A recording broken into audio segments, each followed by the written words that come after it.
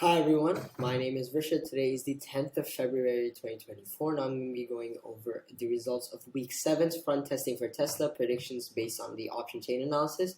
The previous prediction was made on the 4th of February 2024 for the week ending the 9th, and the weekly open for this week was 184.26, where the prediction was down. However, the week closed at 193.57, giving us a total of a loss of $9.31, which equates to a 5.05% loss, bringing our cumulative P&L down to 23.54%.